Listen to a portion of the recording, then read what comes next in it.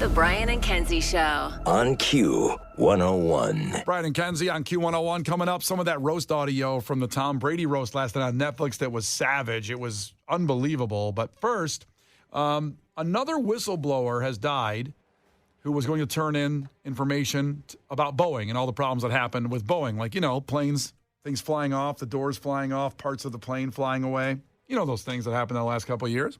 Not too good. That's why they were on Piece of Garbage Madness. But so just to back up a little bit, there was a whistleblower that died, shot himself in the head in his car, allegedly. I'm saying that because allegedly a second whistleblower has now died under mysterious circumstances just 2 months after another one, talking about the other guy that killed himself. And the thing is, people said that the guy wasn't in a situation where you'd think he would kill himself. He had a great life. He never talked about any problems. I know that's not an indicator. We're here in Mental Health Awareness Month. For real. I know these things happen. Listen, we've all had people in that situation. It's one thing to say he didn't show any, like if close friends and family say he didn't show any signs, that's more valid. But right. Of course, you never know what someone's dealing with. And it's true. That's why we're always looking on your people, especially this month with Mental Health Awareness Month here. So we appreciate that. We check in on people here at Q101 all the time. And we appreciate you. So he did. His people said, his family said he had no signs or no indications. So now another guy died of a mysterious bacterial infection. Another whistleblower is about to come forward with Boeing. How do you plant a bacterial infection? Well, how do you do it? I think governments have done it for a long time. I'm actually asking, so I know. I know. For future. Yeah. In case anybody really bothers me. No. Well, I feel like if you can build a plane, you can also build a bacteria. You got the smartest people. It's not like an IKEA thing. It doesn't come with a manual. No, I know, but I'm saying you got the smartest people in the world working at Boeing. They can figure out how to create something deadly. I would argue that the smartest people don't work there because other companies have planes not falling apart. That is hard to argue. So they've some probably very smarter than me. Yes. That's not the question. However, if you've seen Pulp Fiction, there's people named like the Wolf that people in power. Wall Street? No. Oh. The Wolf is a guy that kind of takes care of problems, if you will. Uh-huh. And people like that. This is all alleged, of course, but people like that, to have people like that in their world to say, hey, I got a problem here, got to take care of it. One whistleblower, gone. Second one, gone. I feel like I'm Case's wolf. He's like, hey, this person was mean to me in the building. I'm like, okay, I'll go talk to him. So he's coming to me with stuff. I'm like, I'll talk to, don't worry about it. I'll handle it. Is Pulp Fiction about a whistleblower? No, should that be your movie this week, maybe? I've never seen it. I'm not getting sidetracked, but Case has never seen all the big movies, and Pulp Fiction's one of them, and he reviews them every week. Last Friday did The Mummy, and Pulp Fiction he hasn't done. We'll discuss that a little bit. We'll put a pin in that. Yeah, but it's not about a whistleblower, Pulp Fiction. Okay, but you said the Wolf. I didn't know. Maybe the Wolf took out the Boeing whistleblower guy. Maybe he was in Pulp Fiction. I don't know. Okay. That's a fair question for someone who hasn't seen Pulp Fiction. However, what seems it's not weird? about whistleblowers. If I can put it back on track for a second. Thank you. It seems odd that you'd put this much effort into killing the whistleblowers versus just like getting doors that stay on. It seems like there'd be no whistle to blow if our doors just, do you know what I mean? Yeah. I just feel like other companies' doors stay on. I don't think it's a huge secret on how to do it. I don't know. It sounds like the right thing to do. Wrong. No, fixing planes would be nice. The attorneys for both men, by the way, hope their deaths, here's the line of the day, don't scare away at least the 10 other whistleblowers who want the company to clean up its act. So there's 10 other people out there that want to be or they are whistleblowers, but now 2 of them have died. Listen, if 10 more die, something's up. This is no longer a coincidence. If all 10 die, we got to start asking questions. I don't want to jump to conclusions after 2. I need 10 more. Yep. Then they'll be featured on Kenzie's Crimes. Yeah, there you go. But not until 10 more die. Yeah. Not until 10 more. Something's afoot. Yeah. You know what I mean? But think about that. If you're a person trying to do the right thing and you're like number 3 on the list and the other 2 have died. How do you know if you're a higher up whistleblower? Let's just say those 10 should assume they're the next one up, like to talk about something. And what do you think? Do you like, maybe I just go, you know what? I'm going to let these doors flying off give a pass. I'm going to forget that I ever saw anything in the plant or anything, and I'm not going to do anything anymore because I don't want to die. Right. I guess. I'd be the worst. They'd kill me first. Like, she's going to say something. You know what I mean? I could never work for a company with secrets. You know she's going to say something. So let's just take her I would out. be like, I didn't even ask me. And they're like, you're dead. I'm like, you're going first. All I did was complain I didn't get enough pretzels on this flight. Yeah, Jeez, I didn't say anything about the doors. God. Snack. We better take her out anyway. Just in case. I could, if I had just attended like one flight, they'd be like, no, please get her. Who are we deciding to take out first? Well, listen. Kenzie obviously is just for the hell of it. Let's just get rid of her. Eeny, meeny, miny, Kenzie. Yeah. And somehow I'm going to be in the way. You know, they may not have figured out how yet, but let's just nip it in the bud. I picture a bunch of guys smoking cigars in a dark room, and they go, "Do you guys all agree with that?" And they go, "Well, of course, Kenzie's first." Obviously. That's not what the meeting's about. We knew that. The Brian and Kenzie Show. On Q101. Brian and Kenzie on Q101. We're just talking about the Boeing whistleblowers who seem to be dropping like flies. Sadly, a terrible situation for these people that are coming forward to do the right thing and say, I know something on why maybe these doors are flying off. And then 2 have died. There's 10 more. The attorneys are worried that 10 more are going to die at this point. Because it's all going to court eventually and going to release a lot of information. Sometimes people know something and they get it out there and they don't want it there. And Boeing's a big corporation. That's all alleged, of course. It's our brains, our curious brains working here. Oh, somebody sounds afraid. Well, Case just asked me to hear that song. Listen, you're getting taken out just for you. Oh, for sure.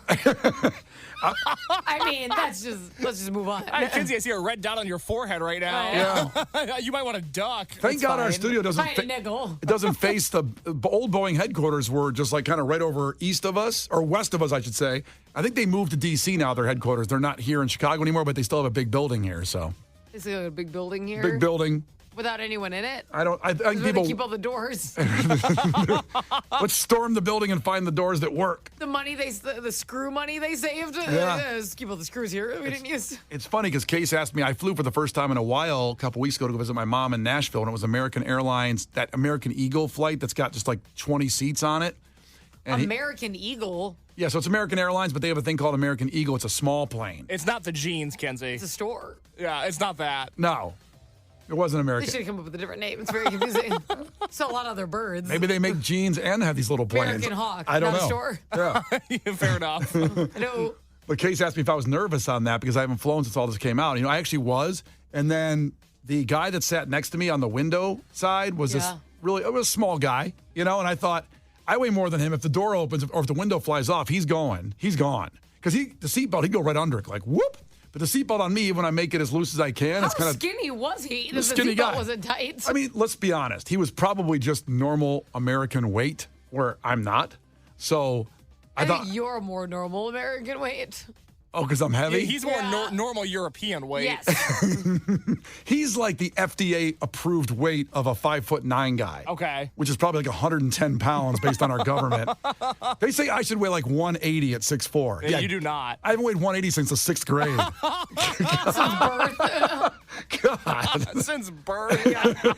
My poor mother. I thought she was getting a girl. Yeah. So like to a bowling ball. I felt nice and tight in the seatbelt, even at the loosest setting, where this guy was going to go right under the seatbelt and out if the window went. That's what I thought anyway. Yeah. So I said, I'm good. So you felt safe on a door opening just because you wouldn't be the first person to fly out of it? I said, he's going before me at the very least. It's not a zombie. It doesn't just kill one person at a time. Well, I thought I'd have a better chance of staying. That's what I'm saying. In the plane. Even if the plane's You wouldn't even move. You're like, this is a nice breeze. Oh, it feels nice. Thank God, it was getting stuffy in here. Finally, the vents are working here. It's Brian and Kenzie on Q101. Brian and Kenzie in the morning. And Chicago's alternative all day. Q101. Brian and Kenzie in the morning.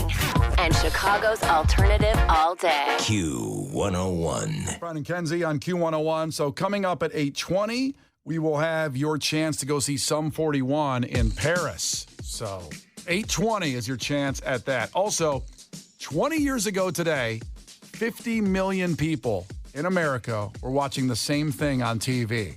One of those 20th anniversary things. We'll tell you what that is coming up here at about 8:25. 50 million of us all watching it 20 years ago today. But first, a lot of you were watching, like me, the Tom Brady roast last night on Netflix. It was live, the first time ever those roasts were live.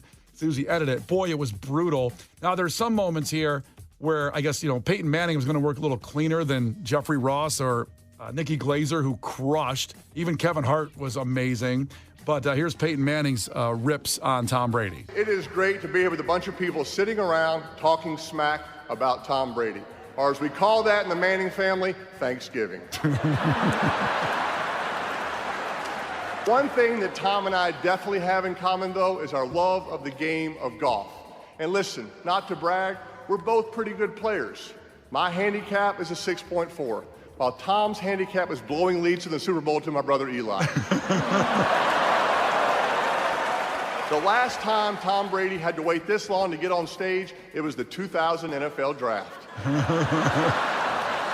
I think those are the jokes that Tom Brady was expecting. That's what he was prepared for. Just like a loving, fun. I'm so successful, but could I have been a little more? Like that level. Very fun jokes, but he got real cringed out when Jeffrey Ross did a joke about Robert Kraft and a massage parlor. If you remember, Robert Kraft had a situation at a massage parlor. Situation? Yeah. A misunderstanding, if you will. What did Will Smith's wife call it? A situationship? No, what did she call it? There was a word she used.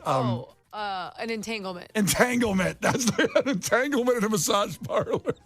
That's a Robert Kraft ad. Paid a nickel. Oh, but that's the only time, and speaking of that situation, that entanglement, that Tom Brady got up and went over to Jeffrey Ross and said, well, let me play the audio here, and you judge for yourself. So Tom became a Patriot, moved up to New England, and on the first day of training camp, that scrawny rookie famously walked into the owner, Robert Kraft's office, and said, I'm the best decision your organization has ever made.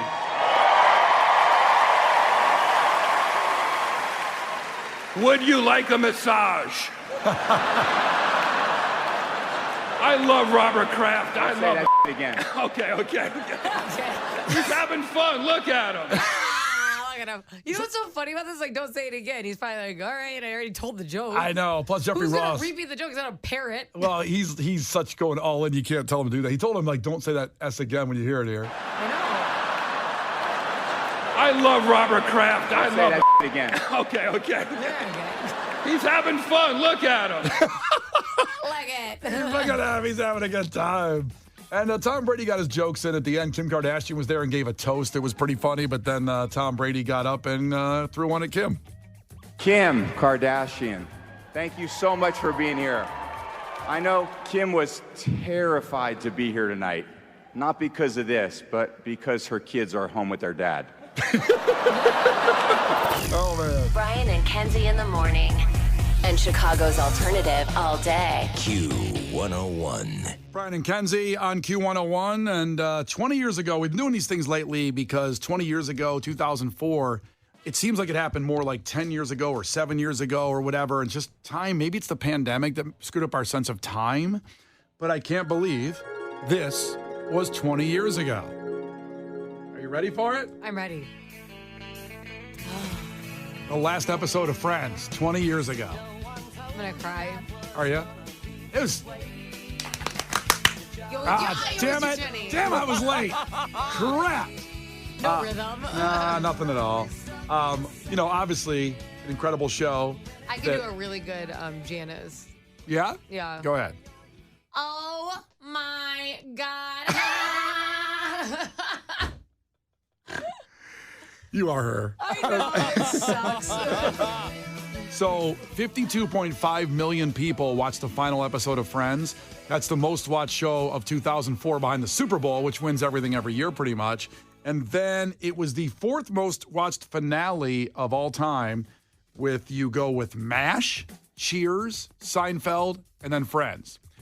They had a good finale, too. I thought they ended very appropriately. Which one? Friends. Oh, Friends. I have the final Obviously scene. not Seinfeld. Oh, yeah. Well, and I don't know how MASH ended, sorry. How do you think MASH ended? I don't know, the war is over. You know what? That's it.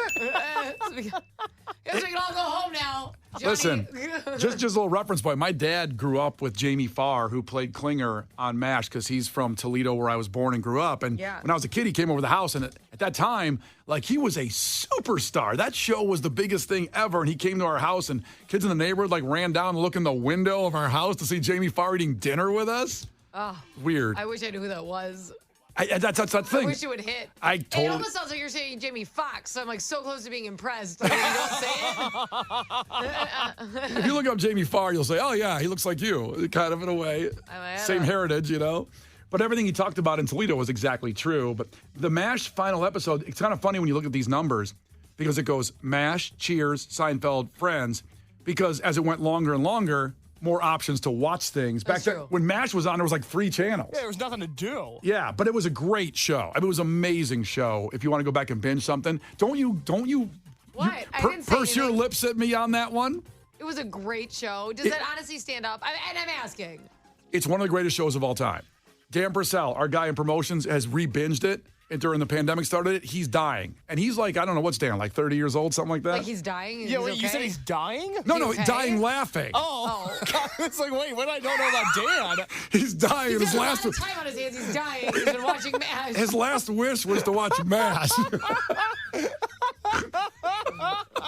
If I do one more thing before I die, I got to finish these MASH episodes. It's like it it's a lot of all in- seasons. It has to all be in black and white. No, it's in color. Is it? Yeah.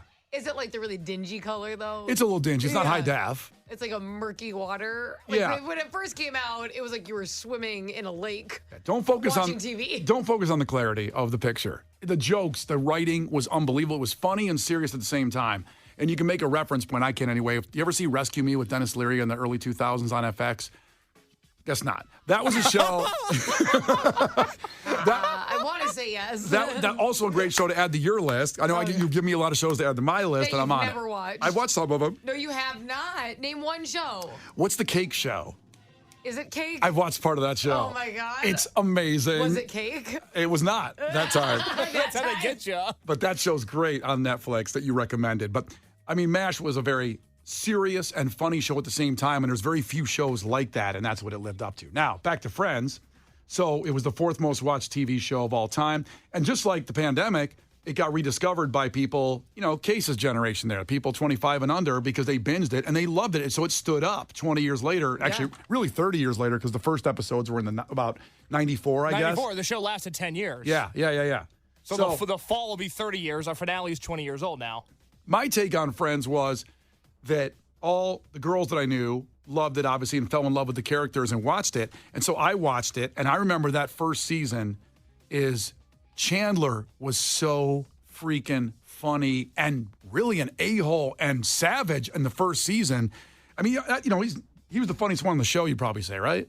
I mean, listen, everyone's personalities added to it. I would say, I think people like Chandler because he's the most relatable. Like Rachel in the show has rich parents, stuff like that, less relatable. Luckily, we don't all relate to Phoebe, which is good. She's been through a lot. I think most men don't relate to Joey because he's getting laid constantly. Chandler's like the life is crapping on you, not great job. I think we can relate to him the most, just trying to be like sarcastic to make it through. Yeah. So it makes him the most likable, even if he's being negative, if that makes sense. No, it does. And they toned him down. I realized later I read about it that after that first season, he had to kind of, as funny as he still was the rest of the show, he had to pull it back a little bit because he was so improvising on the set, and his lines, the way he delivered, were just, he was so funny. They had to do that because a lot of the first seasons are really like test runs, right? Yeah. And they also did that with The Office, like not the UK version, the United States version, right? Right. With Steve Carell, is they had to humanize him, and they did their best to put in sweet moments where you still liked him even though he's being an idiot versus just being abrasive. So the first season's a lot more abrasive. Yeah. And then they mix in humanizing moments that make you care about him because they're like, he's just not going to test well. People think he's like a total jerk. So you need something that makes you love him too. And so a lot of times they have to do that. Is like, we pushed it a little too far in testing. He was awesome. And he was still awesome in the show. I still I watched that for that the whole time. Casey, have you seen it? Have you seen Friends? I just got into Friends. Really? That's a funny thing to say in 2024. Yeah. But my girlfriend's mom was visiting a few months ago, and she had Friends on. And I come from the school where I was raised on Seinfeld, and so to me that's always been the superior show, and I've always thought lesser of people that are really into Friends. But then I started watching it with my girlfriend's mom, and I was like, wait a minute. These people are funny. Yeah. It's a good show. Hot take. Thank you for. That was my Case came back from realization. vacation. I was like, I don't know if you guys have heard of Friends. Have you seen it? It's amazing. So we're a few seasons deep. That's kind of become our show as we wait for the bear to return this summer. We're going through Friends now. That's wild. What season are you on? Season 2. Oh, my God. I know. Things get crazy. Yeah. Again, it's jealous of the things you get to see that you haven't seen from 20 years ago. Cases catching up on Friends right now.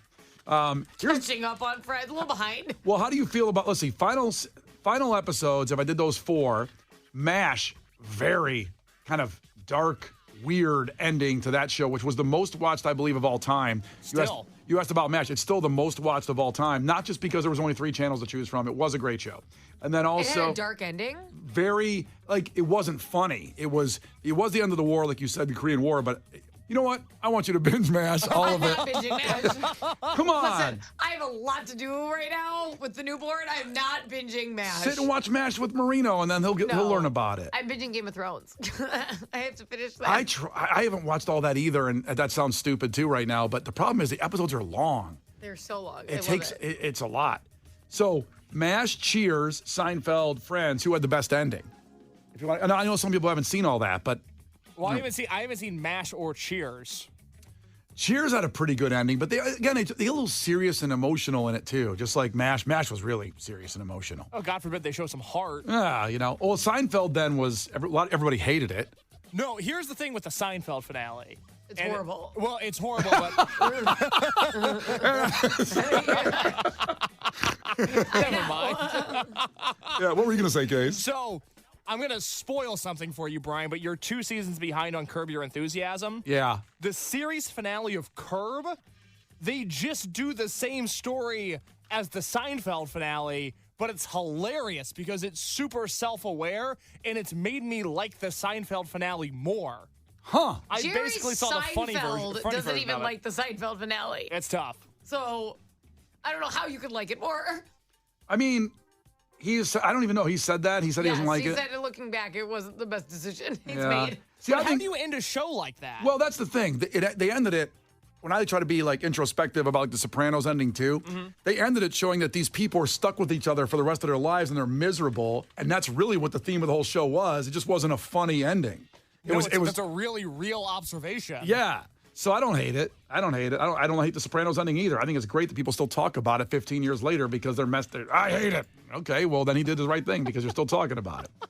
What do you want to do? Like Tony to go off in a boat and with some strippers, and then there you go. That's the end of the show. cool. Well, that sounds good. Actually, does sound pretty good. Yeah. The finale should have been at the Bing. It should have just been Tony getting a lap dance. And that's the last scene of The Sopranos. And then someone goes like, "Oh, poor you." Okay, so here's the finale. The last 30 seconds of that Friends that was 20 years ago today. I guess this is it. Whoa.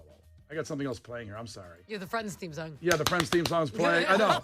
Okay, Kenzie, we got it. Don't be jealous just because you can't clap on beat. I can't, but I can do this. I can push this button and play the end. So I guess this is it. Yeah, I guess so. This is harder than I thought it would be. It's gonna be okay. Well, do you guys have to go to the new house right away, or do you have some time? We got some time. Okay, should we get some coffee? Sure. Where? It's like the MASH ending. It's so sad. It is. Is it just as sad as MASH? It was very sad until the last I line. thought you were playing MASH for a second. Cheers. The Brian and Kenzie Show. On Q 101. The Brian and Kenzie Show. On Q 101. Brian and Kenzie on Q101. A lot of people checking in now with the best and worst show endings, TV show endings. I will tell you this. If you haven't seen The Shield, talk about an ending that sticks with you. That was a great, great show. Amazing show, and not giving you that happy ending that everybody wanted on that one. If people that have seen The Shield remember that. You like all the depressing endings. The ones that stick with me, I know. Do you Not love? a happy ending guy, huh? Well, I don't know. Do you like a happy ending? What's a show that you watch that had a great happy ending that you love That so had much? a happy ending. Yeah, we're talking about Friends. It was 20 years ago today. Was the Friends? Well, not Game of Thrones. I don't know. Was it a happy ending at the end? I've seen it already. I'm just rewatching it. So you watched all of Game of Thrones. You're rewatching it right now. Yeah, I started, during the maternity leave. I'm like, well, I'll just put this on. Yeah. Because baby's very distracting. Yeah. Now he's really into it too. I'm like, I don't know if this is bad, if he should be watching this. Because his vision kind of kicked in, and now he's staring at it. I'm like, stop, they're going to kill each other. Don't look at that. Yeah. Is he like forging a sword in his crib to Well, try? he's like chewing on his hand, and he started looking at the TV. I'm like, I don't know, is this okay? Yeah. I don't think his eyesight's totally in. I think it's just colors at this point. It's kind of weird if you're like, just osmosis of him just watching it. He's learning about Game of Thrones somehow. He's going to grow up to be like a warrior. You know what I mean? Oh, like, I hope that's the effect and not like a psycho. Case, is there a happy ending that you like? No, every show I like has miserable people in it. Oh, that's true. Because Yeah. you see yourself in them. Kinda, yeah. Yeah. Like I watched Larry Sanders' show. That's a sad ending. That's I so like Eastbound and Down's funny. yeah. There was a happy ending on that. Not a difficult plot to swallow. You love that show more than anybody else I know. And it's a good show, but you love Eastbound and Down. I do, and I shouldn't. But I know that, but I really like it. Alejandro just texted in and goes, Game of Thrones was a happy ending. No, it wasn't. I don't know. Daenerys should have never died. I don't care if she turned psycho. Well, thanks for ruining it. I'm going to catch up on that. I don't want to hear it. I don't want to hear it. Right after Stranger Things, right, Brian? I'm still not even done with Bear season 2. Oh my God, you only got like 2 episodes left. I know. I'm past the Christmas scene, or the Christmas dinner scene. Oh, you had to take a break after the Christmas episode. I needed a break after that one. That's fair. I will grant you that. Woof. Stranger Things. You know what I did last weekend when Harper was sick? Is we caught up. Watched Entourage again? No, we caught up on Jersey Shore Family Vacation. Please save it. We don't want to hear about Entourage. Listen, it was a new thing that's kind of a little bit we're a month behind on Jersey Shore Family Vacation, which is amazing, by the way. Everybody should be watching that. Everybody. He's going to win a lot of awards. Ronnie came back. Oh, really? Yeah. Ronnie came back and Sammy came back. It was great. They don't like each other. They don't. All right, so you're going to do Stranger Things, you got Game of Thrones, you got The Bear, you got Curb. Yeah. You're going to catch up on all those, right? Oh, yeah. Starting today? Especially since summer is coming in Chicago. Like, I'll be watching a lot of TV. God, I want to be outside for like the next 4 months. All right, here we go. Coming up, we'll have your next chance at Q101's Fest, and it'll be the Minnesota Yacht Club, which sounds like a very strange-sounding festival, but it features The Offspring, Chili Peppers, Gwen Stefani, Alanis Morissette. That's at 9. But before we get there, we will draw the winner from last week for Bottle Rock Napa Valley. So if you qualified last week or you have a friend you know that qualified, stay here. We'll call the winner, and they are going. The Brian and Kenzie Show. On Q101.